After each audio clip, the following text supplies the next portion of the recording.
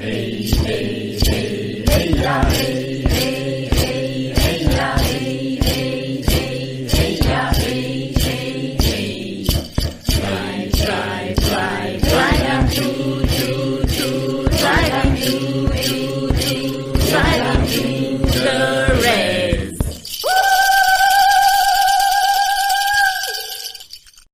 Welcome to another episode of Driving to the Res with your favorite hosts, Inelia.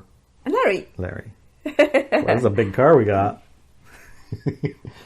Actually, we're kind of on the res. Yeah, we kind of are.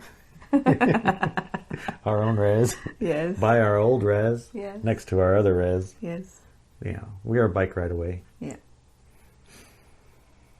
So, we were talking about being we busy. were talking about being busy. We were so busy we forgot to push record.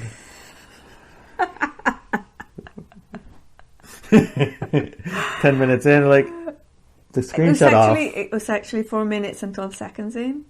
4 minutes and 12 seconds. Some precision is required. Mm-hmm. 4 minutes and 12 seconds is not so long that we can't just start over. Exactly. Because we most chitter-chattered Yes. about, how busy. We are. So, it was funny, where we're talking about busy, it's like the last month or so, probably 2 months, maybe even more, we have been super duper extra Since January. busy with our physical space. Life. Yes. Physical life. Less time for non-physical pursuits, like one of the things... Engaging in non-physical realities. It's like we have carved out spaces in time where we pay attention to that with our mystic group or with our this and that and the other. Yes. Specifically carve out time, and it's like we're busy up until there's a slide into the door. Pew! Yeah. Oh, yeah. Like that? You were doing it perfectly earlier. There you go. Man love. What was it? Man love. It's mantis love, honey. Mantis. Mantis love.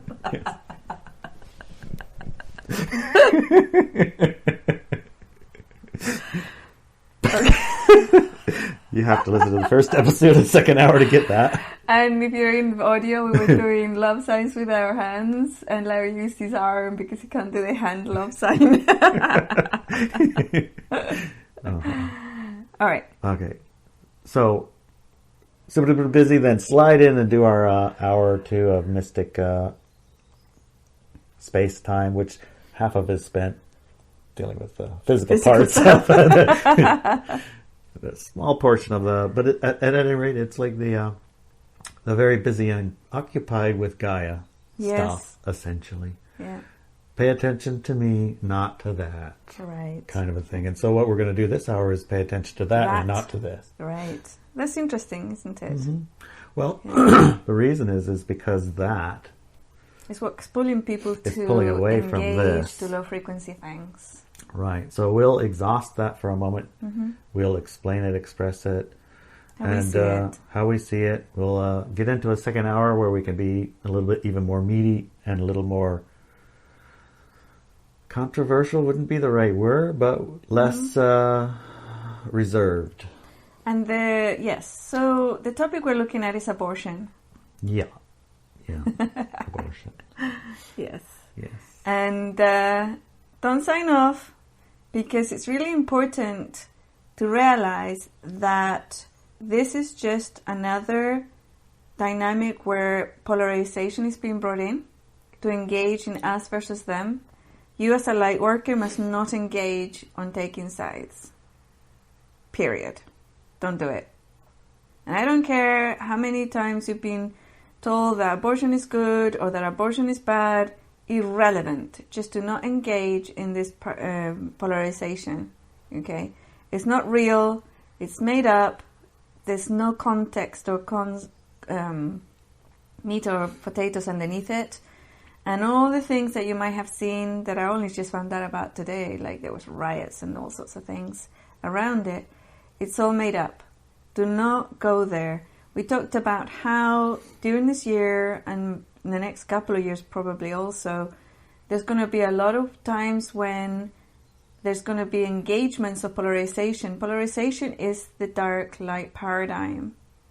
If you choose to embody the new paradigm, the high frequency only paradigm, you cannot fall for those tricks. Okay? Yeah. They're just They're tricks. bait. It More changes bait. nothing. Okay? It changes nothing. And we have got history about abortion. We have a lot of viewpoints. So we're going to talk about our friends Carman, the Carmans, Elizabeth Carman and Neil Carman. Neil, their books and how that talks about abortions as well, and miscarriages and all sorts of things. So, you know, Yeah, this is their books. yeah, these are their books. You can find them in every bookstore outlet.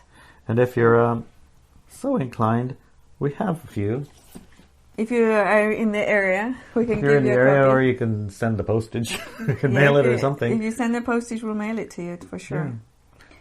So anyways, it's an interesting topic to me because there's a lot of things that I have found out because of it. And it's so easy to fall into righteousness around this, so easy. And that's one of the key red flags. If you fall into righteousness either way, then you know you've been hooked. Yes, Okay? when you have a super strong position Yeah. that's unbudgeable and you know you're right Yes. and they're wrong, that's righteousness. And this is like, probably some of you had or saw family members who were all so pro-Trump, and other ones are like, I hate him so much. This is polarization. Yes. This is the same. is the same. Different topic, same effect. Yes. Polarization in the extreme. Yes. You can have family members in a family who have such strongly held positions that even within family, even husband and wife, even whatever, They get divorced. they get divorced over things like Yeah. this. That's how polarizing and amplified the polarization is. Yes. So don't fall for it. Yeah. Now, our viewpoints around all this. Larry, would you like to start the discussion? Let's go a little bit woo-woo here, because this is some of the things that Larry told me about that I was like, whoa! I knew there was something odd, but I didn't know to what degree. Or would you like to start with my history? I think your history is more relevant to the audience that we're talking. It's like when we talk about polarizations, there's kind of things that pop in, and when you are parroting, I suppose, a side's viewpoint without investigating it all the way into its source, oftentimes you'll find that's how you are driven. Literally, you can hear people who will say a line that you know is a line that's been fed to everyone through the medias. So if the media is telling you this, and that line is one you're using, you probably know that you're getting driven somehow. So one of the things that I realized early on, and I'm talking about when I was having babies when I was 19, okay? I figured it out like really early on, especially because of the viewpoint that I was told by my mother and other women of her age. And it was that it was a woman's right to have an abortion. And when she said that, it just felt so dissonant to me personally. And it was like, whoa, that's not to do with women's rights at all. It has zero to do with women's rights and their bodies. It has nothing to do with it. It has not to do with a right, okay? The women need to have a choice. Yes, but their choice comes way earlier when you open their legs. That's their choice, okay? They open their legs, right? And I'm talking about it this way because my mom used abortion as a birth control. Okay, she was a 60s baby, and in Chile, well, not baby, but she's a 60s young woman, right? And in Chile at the time, abortion was illegal. So, but she still used abortion as a method of contraception because she did not want to be a mother. And she went to illegal clinics. Okay? So whether it's legal or illegal, women are going to have abortions, period. Okay? So get over it. Get over it. Now, was she in danger at any time? Not to the woman that she went to have these abortions. She was never in danger. The women knew what they were doing. And in fact, the woman who she went to told her, you have to stop this. You can't be having abortion after abortion. This is not a contraception system. You're going to get damaged. Right? And she said, if you ever plan, I remember she got pregnant before marriage, and my dad married her, and she had the baby.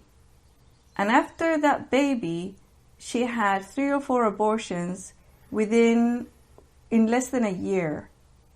Right? My brother was born less than a year later, and you can see like 1 month abortion, 1 month abortion, 1 month abortion, then the new baby, actually a year and a half. He was born about a year and a half after her, the first baby. But between those, she had several abortions.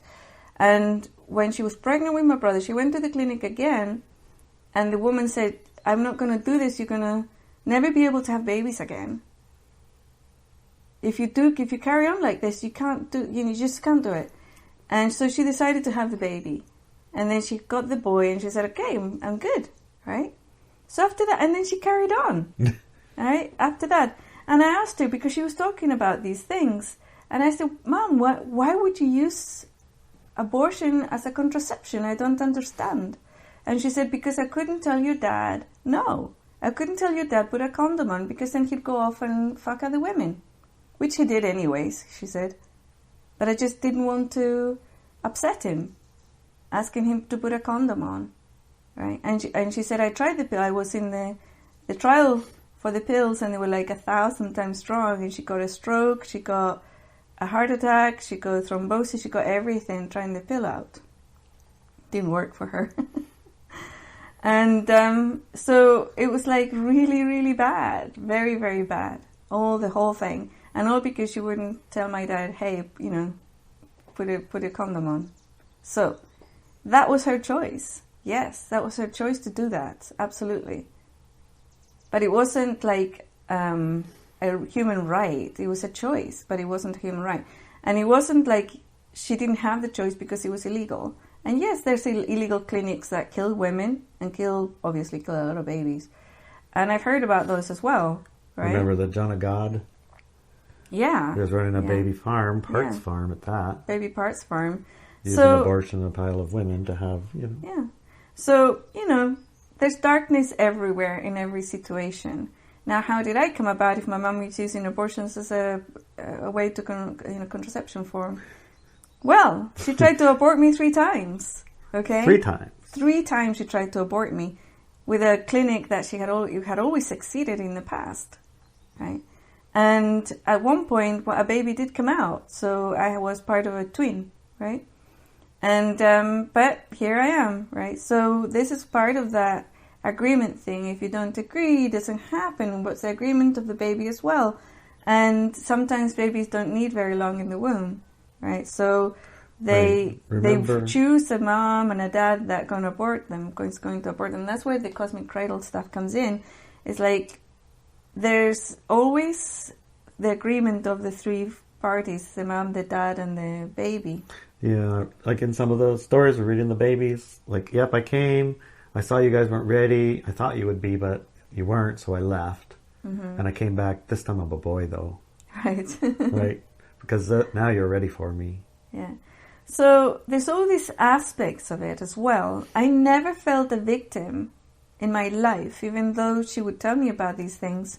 And she was so sorry, because I was born with scars. I've got scars from the attempted abortions. I've got right through. I can see them. Here, right through where your heart is. That's probably what caused your heart damage. Yeah, probably. And your liver damage from a tub full of vodka or whatever. Yeah. Because when it didn't work in the clinic, she tried to do it herself at home, and drink a bottle of vodka and take a hot tub. Hot tub with a vodka in it as well. Yeah. Jeez. And so there was a lot of damage done, but it didn't affect me. It did affect you. Physically. Yes, it did. It definitely affected you. Yeah, negatively. not like in a way of, well, yes, like I didn't have... It changed things. I think that's important to look at it from this side too. It did affect you in a great deal, and it allowed, in a way, if you look at it, your incarnation baby to accept you for Yes. that very short duration that it was going to be in the womb. Right. Without that, honestly, it wouldn't have said yes. It wouldn't have survived.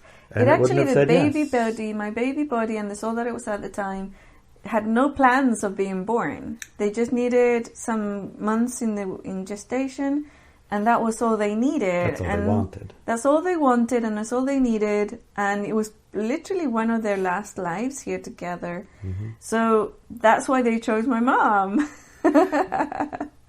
And then, of course, my soul construct, at the time I was a collective construct, came up and tried to convince the body to accept us once their soul left, right? And at first they said, no, we're done, and this is it. This body's damaged, it's not going to live. No, it wasn't that. It was more to do with their role on Earth was over, and they just needed a little bit, like a few months of gestation and connection, and then that was it. Their work was done. So they didn't want to be born. Can I pause you? Because when you say their work was done, it's not clear to me what that means. Their work or their experience or their desire for experience was that period of time and just that. Right. They weren't after an experience of being born. They weren't after experience of living a long life. They weren't after experience of any of that. They were only here for the experience of being in the womb for a few months. Yes. Even a few weeks, I would say. A couple of months, maybe. And that isn't a work. Or is it? No, the work I meant by the previous lifetimes. Okay? And by work, I mean they were very much interested in certain skill sets, and they developed those, and they had done things on the planet using those skill sets for many lifetimes. And that was done for them. They didn't want that. They didn't want to come back. They didn't need to come back. They were ready for their next stage in their experience. I'm guessing in the second hour, Inelia and Adeline are going to ask questions about this. Yes. So my construct then came in and convinced them to stay. When they said, finally they said yes, because we told them, well, it's your duty, Yeah, called duty card. Yeah, the duty card. They said yes, and immediately that soul construct energy started fixing the baby as soon as the abortion started happening. And also afterwards... fixing the physical defects. Yeah, the physical defects. And at birth, the baby's physical defects were not conducive to life. So even though the abortions had all failed, at birth the baby was going to die. Okay. Lung damage, liver damage, heart damage. Yes. There was physical problems and system problems. So it could survive with the umbilical cord providing everything, all the things, but not have a good digestion system, not have any of that stuff. It wasn't going to live.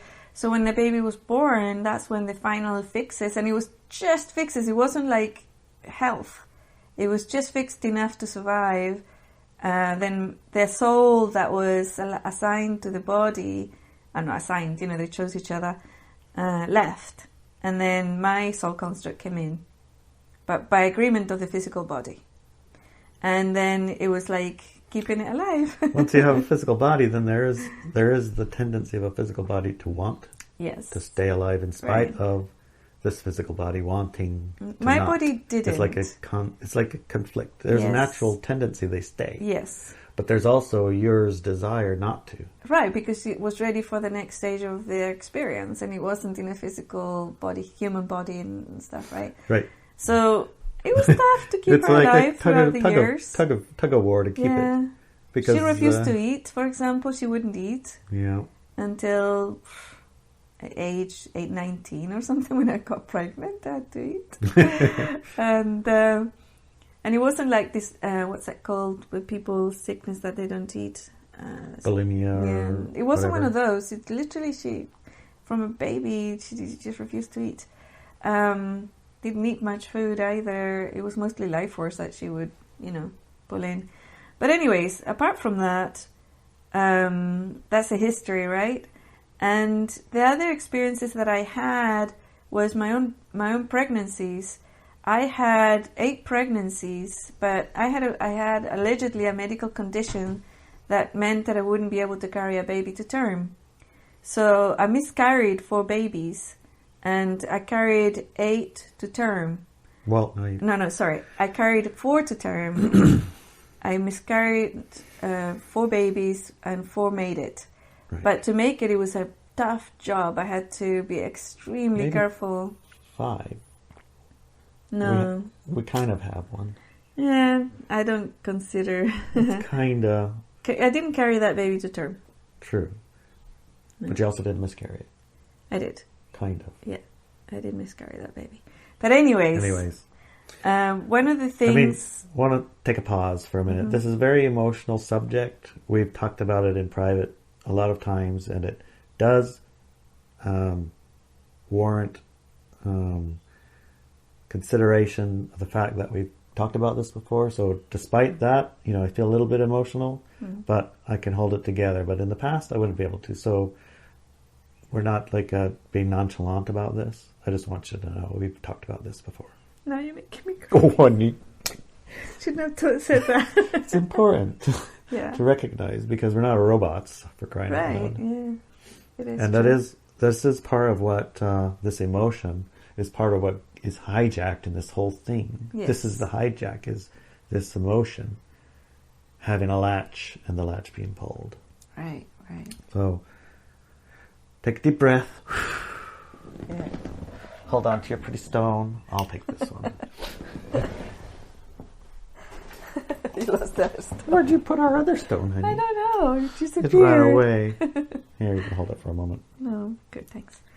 But anyways, yeah, it's one of those times when I nearly lost a baby. I didn't lose that one, but I nearly lost one of the babies. It was 24 weeks in, and I went to the hospital. There was nothing actually they could do, but I kind of held on to the baby.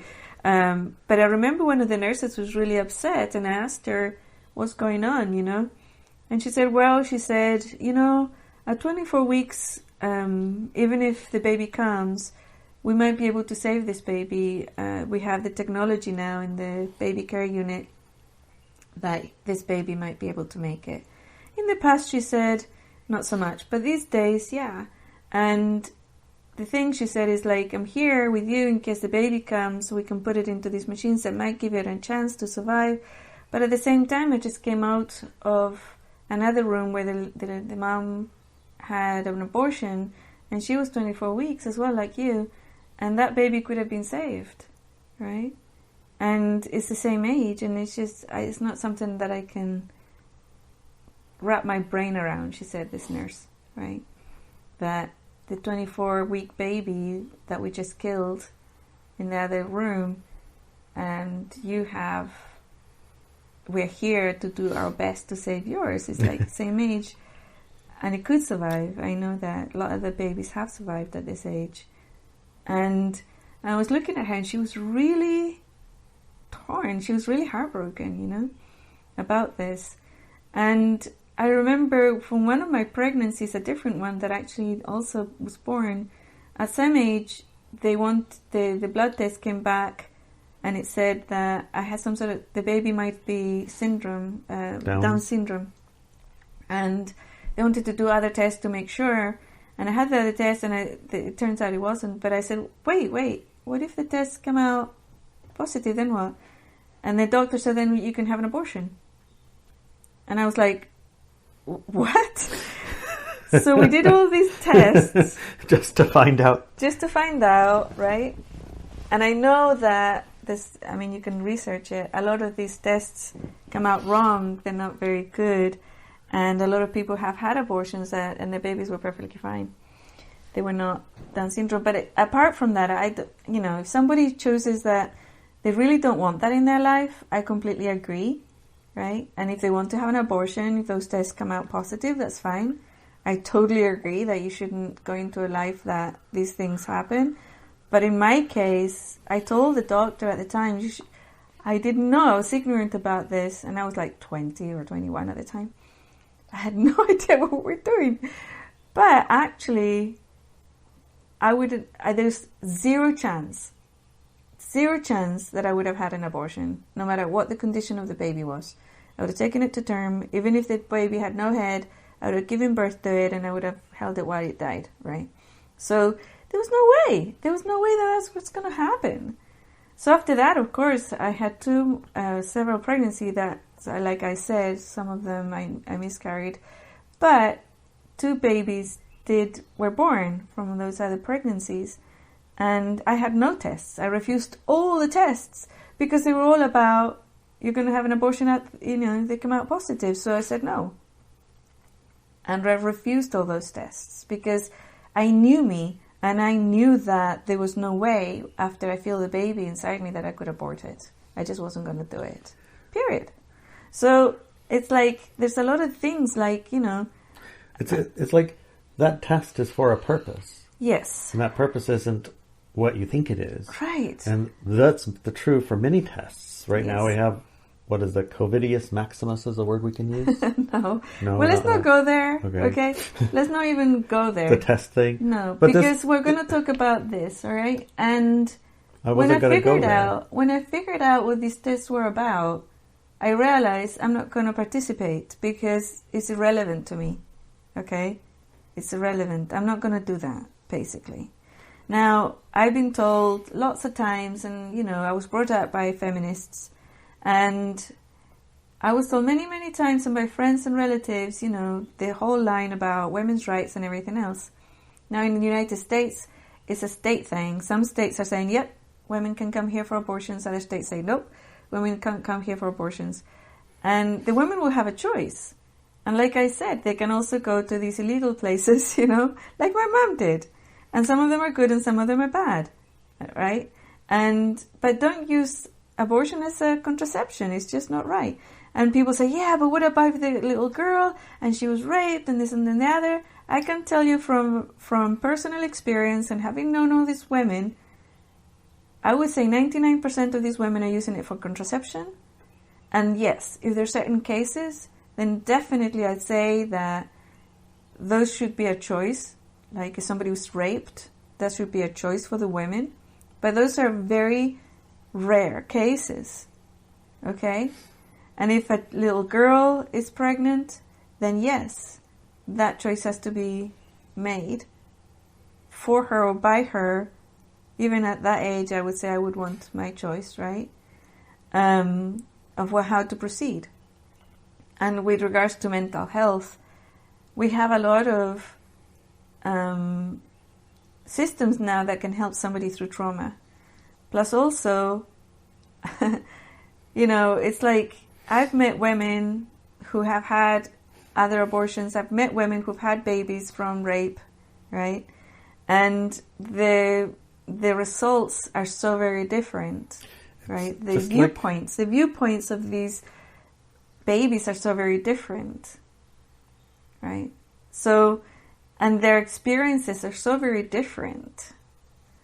I know that there was a case, I remember, of a girl, when I was a teenager, there was a teenage girl who was Down syndrome, who a man had befriended her, impregnated her, and she was pregnant. And they said, well, this is child abuse, even though this girl was over the age of consent. Consent in England was 16 at the time. It's 18 now, I think. But at the time it was 16. And she was like 17 or something. But they said, well, she's just like a 2-year-old, She doesn't have a choice. And they made the decision for her. And that's not right. When I was pregnant with my first pregnancy, 19, in England, the doctor has the choice for the patient. And their viewpoint is they have to keep their patient alive, okay? So because of at the time I had a very severe heart condition, my doctor said, you're not allowed to have a baby. You can't have this baby. You're not going to survive it. You're not going to survive the pregnancy. So and even if you did, and even if you did survive the pregnancy, there is -0 chance that you'll survive the birth, the labor, right? So we're not going to allow you to have this baby. You're going to have an abortion. And I said, no, I'm not going to have an abortion. You can't make me. I said, oh, yes, we can. Legally, we can make this choice for you because it's our... legally, we are responsible for your survival. So literally, they could have taken me against my will and aborted that baby. Literally, they could have done that. It was an extreme case, right? And that is what England, I'm talking. right? England, yes, in England. Socialized. And medicine. no, it wasn't about socialized medicine. It was about law. Okay, we're talking about law here. Right. I actually am a believer in socialized health service, but not in abuse of power. Okay? Right. And then don't go together. Now, it was such an extreme case that I actually fixed my heart overnight, right? So when I went to the hospital the next day, it was all... Actually, they gave me a week. Yeah, go home for a week. Think about it. When you come back, we'll terminate your pregnancy. Think about it. Just get ready. Because it's going to happen. It's going to happen. Yeah. And you used mapping, didn't you, in that case? Yes. I mapped to the baby's heart and I cured mine. Using the baby's heart as a map. As a map, yeah. We have a class about mapping.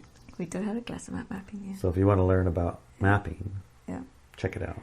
So I went back and, my doctor, he was the head of, is it cardiology or whatever, the heart thing, in the hospital. He sat me down and said, we don't know what you did, but carry on doing it. This is impossible. If you hadn't been my patient all these years, he said it, because I'd been there since, for many years I'd been going in.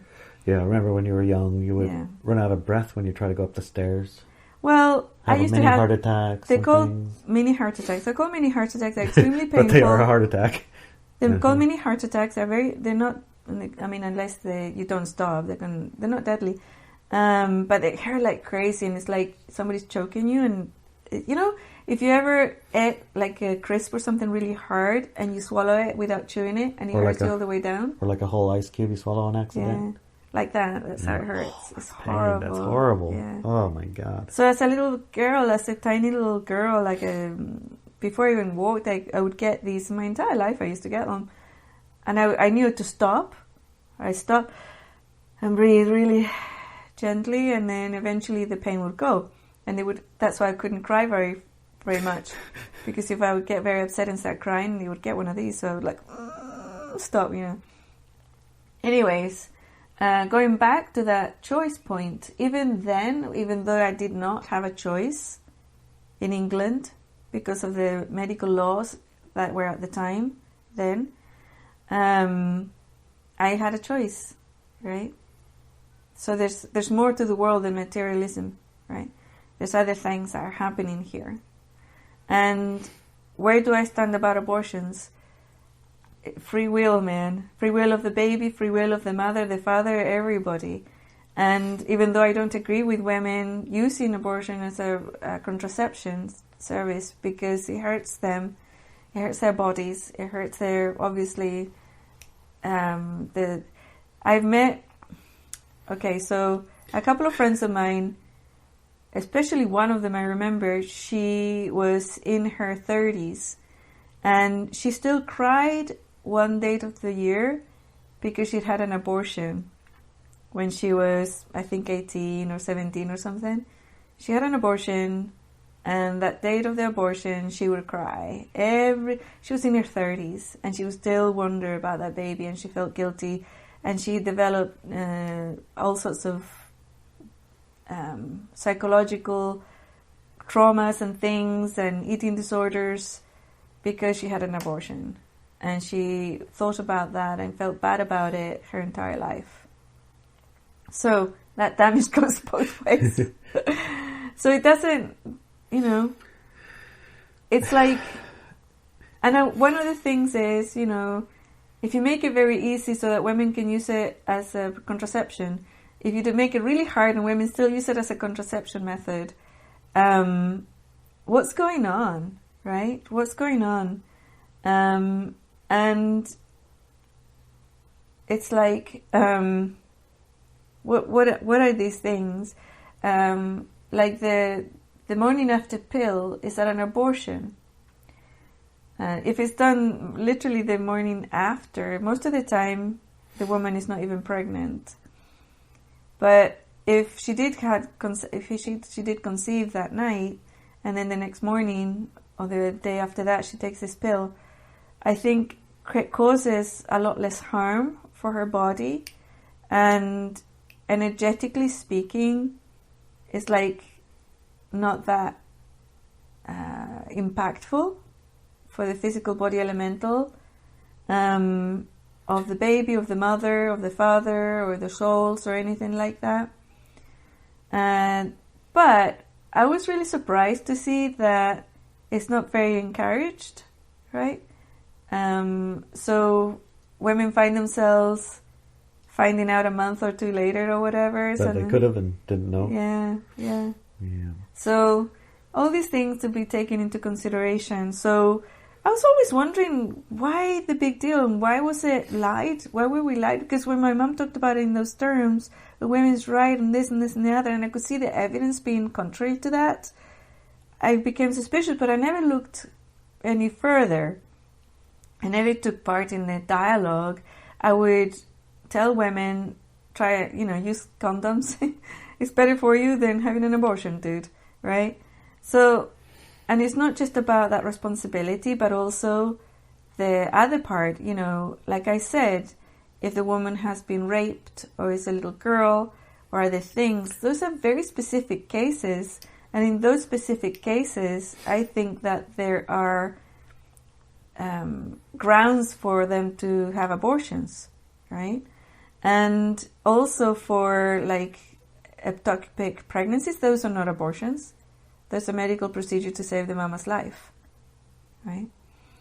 So all these things, they need to be taken into consideration, right? And there's other conditions in the pregnancy where it's deadly for the mom. I would say that definitely those are necessary. But it's like the whole concept and the whole dynamic of it, and women and men talking about it in these terms when they have zero experience, they've never been pregnant, or been exposed to women who've been pregnant or had abortions or anything. They don't know the nitty-gritty parts of it, and they have such a polarizing views around it because my rights are being taken. It's manufactured. Exactly, that's manufactured, and that's to polarize. And then, of course, I found out all about how these abortion clinics are just harvesting dead babies for their material. And it's like, my God, oh my gosh, I didn't even know that part. What the hell? And it's like, yeah. So do you want to take over now?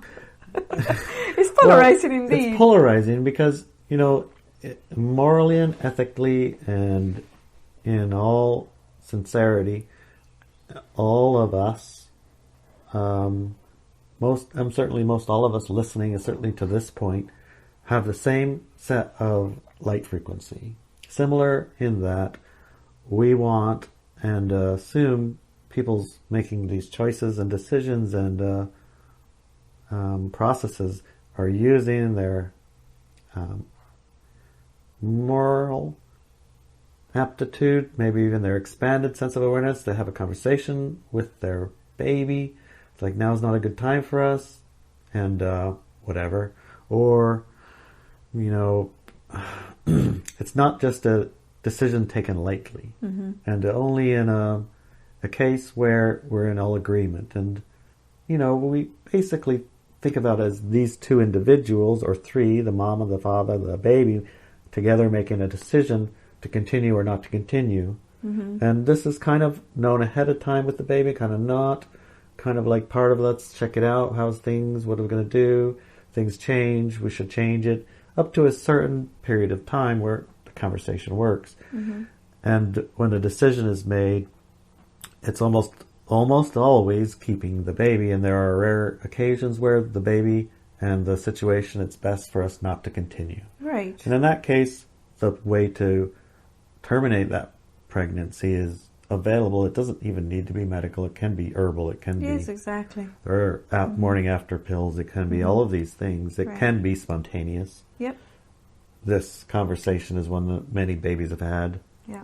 And if you read in the Cosmic Cradle and Babies Are Cosmic, you'll see the conversation that happens. You may not always remember it. But what happens is this moral sense of what's right and what's morally acceptable and reasonable, etc., that we carry as light beings is hijacked. Yeah. And so it's used against us in a way to really polarize the situation, to use it for something that we would never in a million jillion years agree to. Right.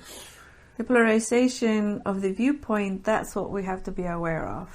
Okay? That's the point, yeah. And our personal view of abortions, good, bad, negative, positive, whatever, girls' rights, this, that, and the other thing. Our personal view is our personal view. Right. I'm not saying that ours is right for everyone. No. I imagine there's obviously other points of view. But our point of view has to do with eliminating some of the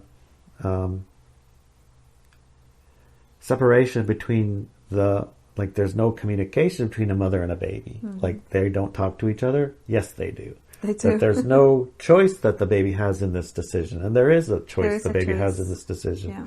If you expand your awareness to the point where you include it in a conscious way, hey, Perfect. everything's perfect. That's just fine. Yeah. You And guys can talk about it and make a decision together. this is one of this reminds me Yeah. many times when this conversation has happened so many times, people realize that I can communicate through time and space, and I have done when most of my life I've been able to talk to dead people. Yeah. I've had this conversation so many times of women who come to me, even at events sometimes and other places. They come to me and said, I had an abortion. Can you ask the baby is the baby okay? Can you talk Is to the the baby's baby? soul okay? Yeah, can you tell the baby I'm sorry or something like that, Yeah. right? And I can't believe that I forgot this. So many times, like tons and tons of times, this conversation happens. And never once was the baby a victim or expressing victimhood. It was always tell mom that I'm still here. I'm going to be waiting for her when she comes this side. I'm being looked after by angels and all languages that the person would understand, right? But it was always like that. It was always, yeah, I'm fine, and it was good. It was our decision, and, it was just like that. And yeah, it's like Cosmic Cradle books. They talk about these things too. But yeah, that reminds me, I never had a situation where the baby said, yeah, you effing blah, blah, blah. Why did you do this to me? I hope you die. I never had that. Never had that situation. So think about it. And you can test it too. As I say those words, do you think that even once one of these babies came to me and was bitter and angry and upset with the mom? Never once. Not once.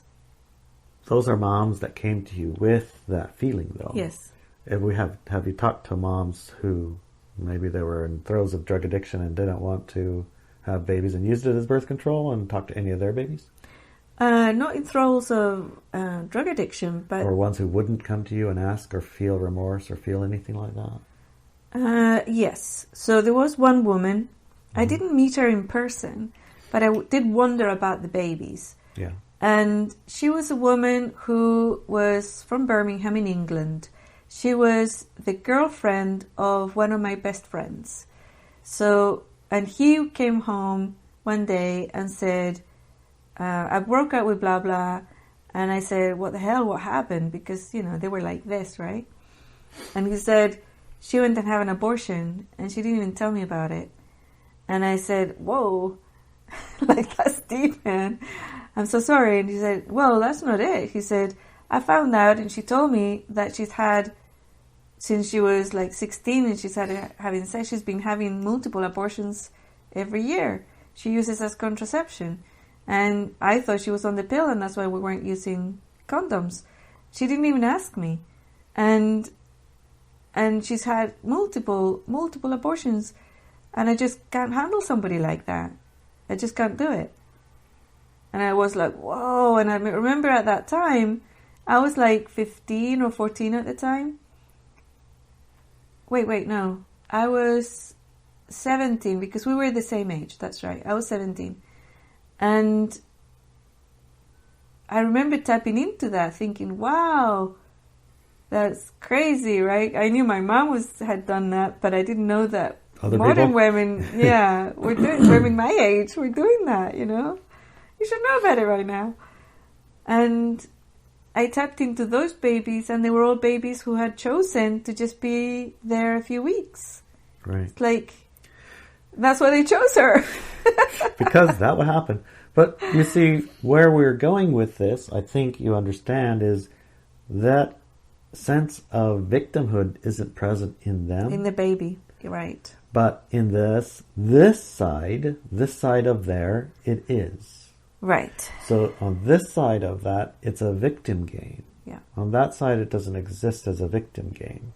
So in expanded real, they're not a victim. In this space on Gaia, they are playing victim.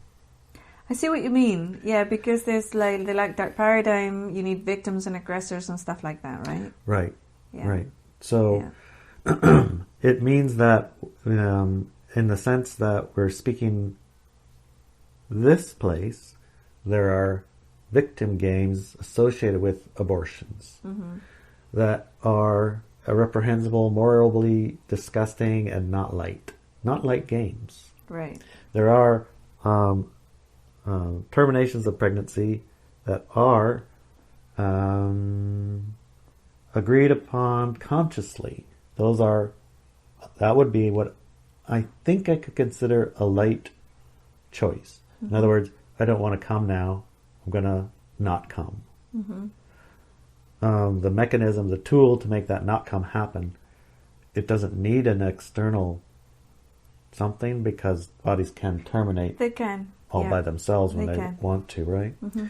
But having the external manipulation as a part of the process is an expanded light-dark game, basically in a polarization. Right. And even the ignorance or the lack of information of things that the women can do, right? To first of all, avoid pregnancies without harming their health, but also even terminating a pregnancy without harming their health, right?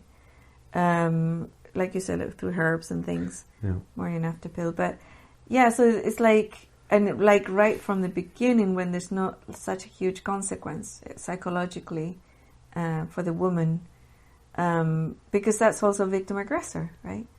I know that woman, friend of mine in her 30s, she was definitely in the victim-aggressor paradigm. She was like, she had bulimia and everything through it. You know, it's like, Yeah. Definitely a dark paradigm concept. Another thing, my sister also had huge problems carrying babies to term. But she also discovered, I can't remember where she discovered it. She said, I heard that the woman can ovulate when she chooses to, but also she can have her periods when she chooses to. And I was like, whoa. And then she started using that. She would choose when to ovulate.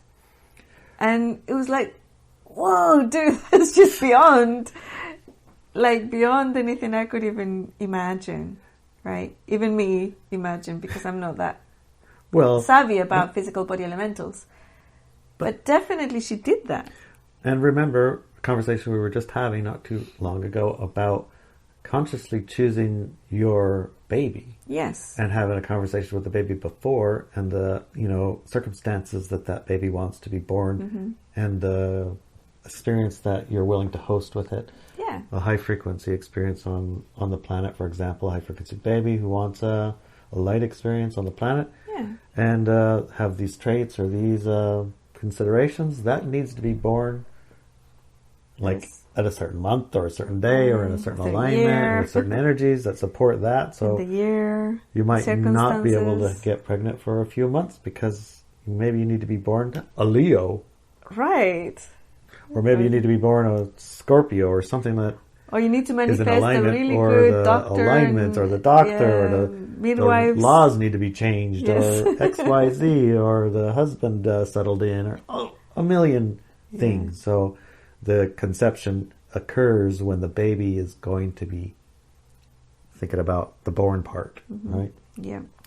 So there's a lot of variables. Another thing that we should talk about in the second hour is alien-human hybrid babies and their, not being born on the planet. Yes. They're being born off the planet, Right. in their ships or on other planets or wherever. I don't even know where they get born, or be held in artificial wombs, or what. Right. I mean, is that considered an abortion? Heck no. But is it a Miscarriage? Can it, and is it used to generate fear? Yes. Fear of abduction, your babies are being stolen, and you're the victim of this thing. Right. See, Yeah. that's the point. Yeah. I think it's the point. The point that you get at is there are light-dark games on this planet, and there are light things that are twisted into a light-dark game. And light workers are drawn into, in the sense of their emotions or their righteousness or their... And that feeds the beast. Yeah, that feeds the beast. That So feeds if the you beast. become a crusader, Right. then you've just generated the truth that these are victims, right? Yes. The women are victims. The babies are victims. There's a The victim men in are this. victims. The men are the victims. Yeah. The court's the victims. The state's the Yeah. victims. The doctors are the victims. Forced to do this. All of these are the victim thing. Right. It doesn't change something. It doesn't change how you are. Your conscious light being and birth process. Right. And it's so topsy-turvy because body, health, babies, even marriages and children, custodies, these are items that should never be in a court of law, because courts of law are to do with merchandise and marine property things. property. These are things that should never go to court. These are things that we should have a dialogue. And if we as a society stepped away from light dark, stopped drinking alcohol, taking drugs, right, and decided to grow up, and like skills like my sister was able to tap into, like, I'll choose when I will be like, thank you very much. Jesus, these are they're not even part of our reality anymore. Right? Right. The manipulation is like my own daughter. She described them as blobs of cells. Blobs of cells. Blobs of cells is the separation between, is it a human being you have a conversation with, or is it just a biological mass of something that is inconsequential? At what point does the blob of cell become a person? Right. Right? Is there a day? Is there a time? Is there a month? Is there a week? Well, it's going through it Is and that an around actual it. question? It's going around it from the wrong direction. It is. You come around from this direction, not this direction. Right. The blob of cells is the manifestation of the Physical body physical elemental. body's elementals conversation, right? And this conversation is one that you have your ears on. And if you can't, then train your ears to hear. And if you can't, then find someone who can hear, who isn't going to take advantage of the situation, and have the conversation yourself. Invite these conversations to get bigger. Yes. It's not between you and a judge. It's between you and your potential soulmates, I suppose. Right, yeah. And we're really just talking about time. When do you want to come, baby? Exactly. And where do you want to go? And how long do you want to be here? Yeah. Oh, Romeo. Yeah. You put an exclamation on it, Rome? Yes. He's dreaming. Growling in his sleep. He's a grumpy old man. Yes. And he's not even old. No. Oh, well. Topsy-turvy world. It is indeed. Get busy with your garden. Get busy with your lawn. Get busy with your house project. Get busy with your where's your water. Get busy with your stash of your food. Get busy with your And being and your tribe, and you're finding your tribe, and do not, under any circumstances, as a light being, get distracted by and polarized by manufactured things. Right. If you're still going into righteousness, have a look, see, observe it, going into observation, process your righteousness, use the field process and exercise on it. It's at ineliabenz.com, as you know. And then step up, make a decision. If you want to see what my position is one of education. Do I hold these women who use it as contraception in righteousness? I do not. That's their choice. That's their baby's choice to come in because they know that they're going to be aborted. And it's like, if women, and even in the United States, there's these choices. Do women, men, and the medical, whatever institutions in the United States decide to go into this victim-aggressor paradigm? That's their choice, right? What I'm saying is, you don't go into the victim-aggressor paradigm.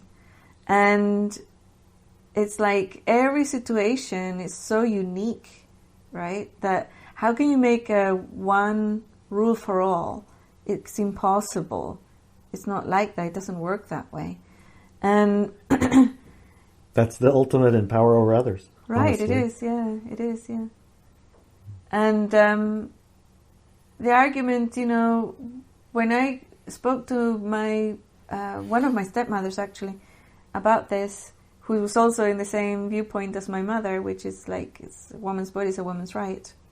And she said, well, what would happen, she said, if you got raped and you wanted an abortion?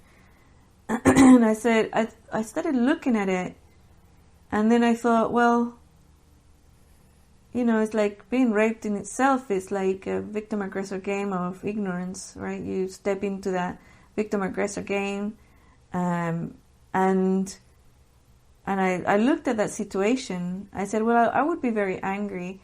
I said, I would be really angry, and I would mostly be worried about my anger affecting the baby. Right? And she said, well, what if the baby's born and it looks like the rapist? I'm like, and I had no energy behind that. I had zero energy. I'm like, well, that would be like super interesting. It's like love and hate, and that's a lot of emotions that'll be wrapped up in one bundle. Yeah, and I said, well, I would have to really look into that. And I said, well, you still wouldn't have an abortion? Like, because my views at the time were very specific, right? And I said, well, no, I couldn't. I couldn't do it, but I'd be really worried, and I would take steps into figuring out my psychological problems around it, because I wouldn't want to harm the baby with my psychological problems, right? And so, what would you tell the baby when the baby is born and grows up and asks, who's my father? You're going to have to say, oh, some dude who raped me is your dad. How do you think that baby's going to react to that? And I'm like, oh, I wouldn't tell her. So it's like, all these situations are coming in, I was like, it's like what? A lot of hypotheticals, right? A lot of hypotheticals, exactly. Not so many hypotheticals. I mean, I was 14. Let's make the rule for everyone based on the hypotheticals that we can argue to trigger your righteousness in some form and take advantage of your victim-aggressor stuff. Yes. Now let's make a law for everyone and you're based 14. on that. When you're 14. And you're 14. Yeah, let's do that. And it's like, so she couldn't get around it, They said, well, you're different to everybody else, but all of these other girls and blah, blah, blah. So she took me out of the equation. She took me out of the equation because I wasn't following the narrative of feminism, right? You must have been so frustrating. Yeah. Coming back then, another stepmother actually, also a feminist. I was in my 20s, I already had my babies. And I was at home. I was working from home. And I was at home looking after my babies. And she one day grabbed me and she said, she was she shouted at me about something, and I said, wow, why do you dislike me so much, what did I do to you? And she said, you are so freaking irresponsible. Your mother and me and other women of my generation fought tooth and nail to give you the right to go to work. And here you are, at home, looking after your babies and your house for your husband. What the hell? And I said, well, thank you very much. You gave me the choice. You gave me the choice. Thank you. I appreciate it. And it's my choice to stay home with my babies. So thank you for that choice. And she's like, right? So all these things are highly polarized. Mm-hmm. But when you give people a choice, you have to honor that choice. Right? You have to allow them that choice and honor it. You don't give them a choice so they choose what you want them to choose. Right? That's not really a question. That's not really a choice. No, anymore. It's the opposite. Right? Yeah. It's the opposite. Yeah. So, like choices and things like that, they're very personal. And all these situations, yeah, absolutely, on a person-to-person basis. But even having that person-to-person basis brings us to a different level of awareness and consciousness. Now, I know that most people on the planet don't have that level of awareness or conceptualization of things, or looking at the choices of the baby, the mama, the papa, whatever's, right? Or even the biological mother, the biological father, to dehumanize them. Right. Okay? What about the biological baby, right? Or the clump of cells. Whatever you want to do to dehumanize it or to humanize it, all the polarization, we wouldn't be having these conversations if we were more conscious and aware and able and capable of making these decisions at a conscious level. Right. Right? Exactly. We wouldn't be having this conversation. So what is our role as awakened individuals? We do not engage in the polarization. We do not take sides.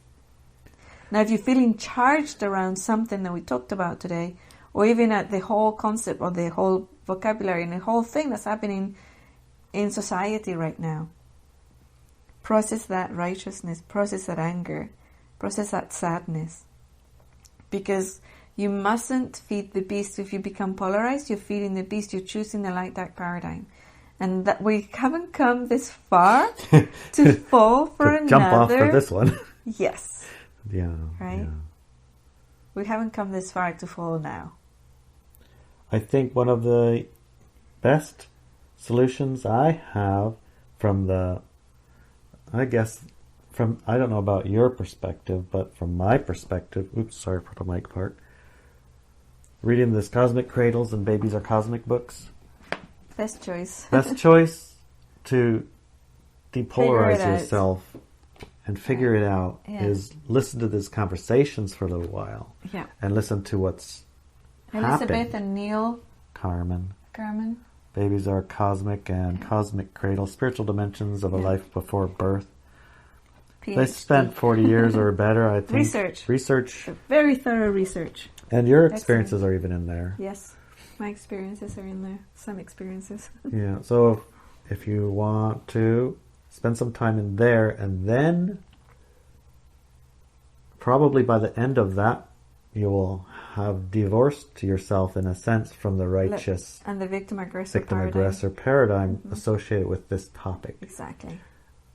And remember that this topic is being used as a trigger for victim-aggressor energy, us versus them. Right. Yep. And so don't fall for it.